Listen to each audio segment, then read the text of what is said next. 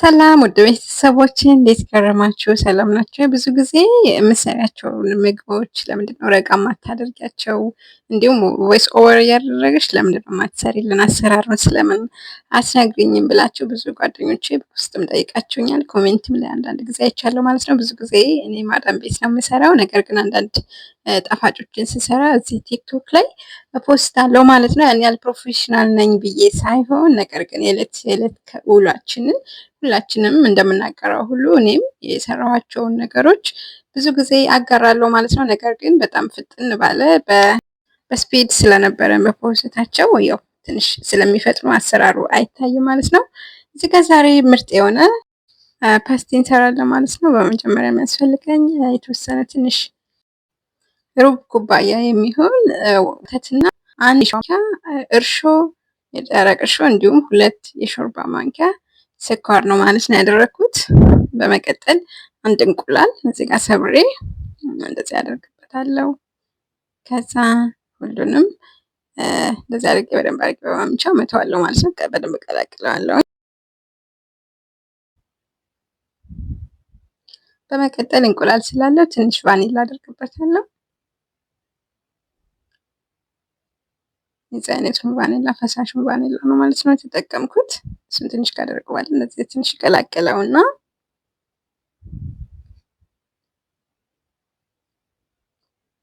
ከዛ እዚህ ጋር ፓውደር ሚልክ ወይም ደግሞ ኒዶ እጠቀማለሁ ማለት ነው። የተጠቀምኩት እዚህ ጋር ሁለት ማንኪያ የሚሆን ኒዶ ነው ማለት ነው። ትንሽ ከሆነ ዱቄቱ አንድ ሾርባ ማንኪያ ብቻ መጠቀም ትችላላችሁ። በርከት የምታደርጉት ከሆነ ደግሞ 2 ማድረግ ትችላላችሁ። እዚህ ጋር 3 ኩባያ ዱቄት አድርጌያለሁ። 3 ኩባያ ዱቄት እና ትንሽ ቤኪንግ ፓውደር፣ ትንሽ ጨው አድርጌ በመቀጠል የቀለጠ ቅቤ ከሌላችሁ ዘይት መጠቀም ትችላላችሁ። እዚህ ጋር ትንሽ በተር ተጠቅሜያለሁ ማለት ነው። ሁሉንም ግብአቶች አንድ ላይ ካደረኳቸው በኋላ እንደዚህ አዋህዳቸዋለሁ። ቀላቅዬ አቦካዋለሁ ማለት ነው። እንግዲህ ለስለስ ያለ ልጅ እንዲሆን በደንብ አሽተን ማብካት አለብን። እዚህ ጋር በደንብ አሽቼ ቆንጆ ሊጥ እስከሚሆንልኝ አሽቼ እዚህ ጋር በላስቲክ ሸፍኜ ቢያንስ ለ1 ሰዓት ያህል አቆይቼ እንዲቦካልኝ አቆይቼዋለሁ ማለት ነው። በኋላ ከአንድ ሰዓት በኋላ እንደዚህ ቦክቶ ደርሶልኛል። ከቦካልኝ ከደረሰልኝ በኋላ እዚህ ጋር እድጠዋለሁኝ ማለት ነው። እንደዚህ አድርጌ እንደዚህ ካደረኩት በኋላ በዚህ መልኩ ቆራርጠዋለሁ። እዚህ ጋር በአንድ እጄ እየቀረጽኩ በአንድ እጄ እየሰራው ስለሆነ ትንሽ ጥሩ አይደለም ማለት ነው አቀራረጹ። ቀረጻው ስልክ ማስቀመጥበት ቦታ ስለሌለኝ እዚህ ጋር ሚድል ላይ ስለሆነ የምሰራው ኩሽና ትንሽ በአንድ እጄ ይዤ በአንድ እጄ ሰራው ማለት ነው።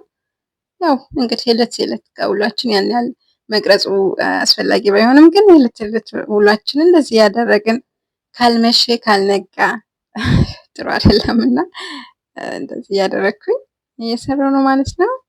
በዚህ መልኩ እንደዚህ ከቆራረጥኩት በኋላ እያንዳንዱ እንደዚህ ነጥዬ እንደዚህ ጠቀልለዋለሁ ማለት ነው።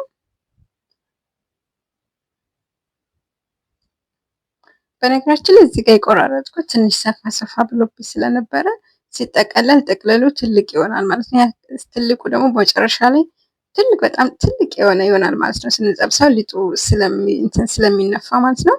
እዚህ ጋር እነዚህን ሰፋ ሰፋ ያሉትን መልሼ ደግሜ ቆርጬዋለሁ 2 ቦታ ማለት ነው።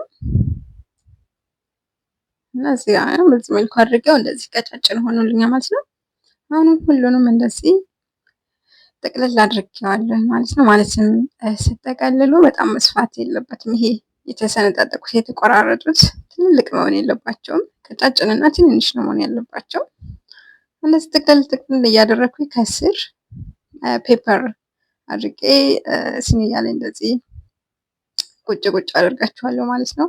ዘይት በኋላ ላይ ሳነሳው እንትን እንዳይልብኝ ከዛ ላይ ተወሰነ ደቂቃ ላስቲክ አልብሼ ቆይቼ ትንሽ መነፋት ከጀመረልኝ በኋላ ያችሁት አሁን ንፍት ብሏል። ትንሽ ከተነፋልኝ በኋላ ዘይት አግልና ማለት ነው በዘይት ነው የምጠብሰው። አሁን እንደዚህ ንፍት ብሎ ቆንጆ ከሆነልኝ በኋላ ዘይቴን አግልና ጠብሳለሁ ማለት ነው። እያንዳንዱ እንደዚህ እያደረግኩኝ ቀስ እያልኩ ቁጭ ቁጭ እያደረግኩኝ እኔ እዚህ ጋር እንትን እያልኩት ነበረ። ግን እናንተ ቀስ ቀስ እያላችሁ እንደዚህ እያደረጋችሁ ቀስ ቀስ እያልን እያስቀመጥን ሙሉ ለሙሉ እናበስላለን ማለት ነው። ሲበስል በጣም ነው የሚነፋው፣ ዝርግት ነው የሚለው። ስለዚህ ያው እንደዚህ አድርገን ሁሉንም እናበስላለን ማለት ነው።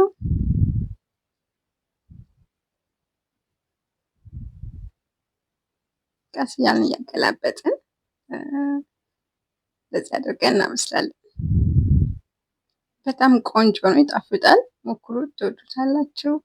እኔ ሰርችላት ማዳም ይወደዋለች፣ ይጣፍጣል ብላለች። ቆንጆ ነው፣ እኔም ወድጄዋለሁ። እናንተም ብትሞክሩት ትወዱታላችሁ።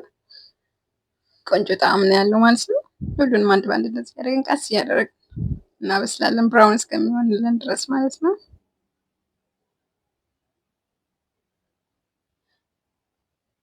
እዚህ ጋር መጀመሪያ ላይ ሲጠቀልሉ ይችን ጫፏን በደንብ አጠብቋት። በደንብ ስላልተጣበቀች እኔ እንደዚህ ዝርግት ብሏል ማለት ነው። ነገር ግን ባለበት እንዲቆይና ክብ ሆኖ እንትን እንዲልልን ጫፍ ላይ ሲጠቀልሉ ይችን ጫፏን በደንብ ከእንትኑ ጋር አያይዟት ማለት ነው። እንደዚህ ብትን እንዳትልባችሁ።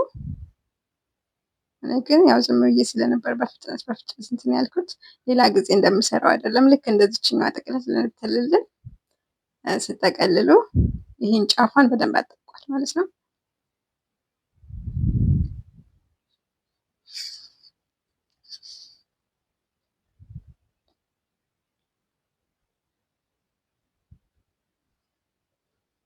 ከዛ እንደዚህ ረጋ አድርገን ካብስለን የሚያምር ከለር ሆኖልን ወጥቶልናል። ሁሉንም አንድ ባንድ እንደዚህ እያደረግን እያወጣን እና እንትን ላይ ሶፍት ላይ እናደርግና ዘይቱ ከመጣልን በኋላ ማቅረቢያችን እቃ ላይ እንደዚህ እንደረድራለን። ከዛ የተፈጨ ስኳር ከላይ እንነሰንስበታለን ማለት ነው። እዚህ ጋር እኔ የተፈጨ ስኳር አድርጌ እንደዚህ ከላይ በዚህ መልኩ ነስንሽበታለሁ። በወንፊት ከሌላው ላይ ብትነፉበት ወንፊቱ በጥሩ አድርጎ እንትን ይልላችኋል ማለት ነው። ከዛ እኔ ከላይ እንደዚህ ነስንሼ ይችን የምትመስል ቆንጆ ጣፋጭ ሰርቻለሁ ማለት ነው። እናንተ ሞክሩት፣ ትወዱታላችሁ። ሀሳብ አስተያየት ካላችሁ ከስር ጻፉልኝ። ስለተከታተላችሁ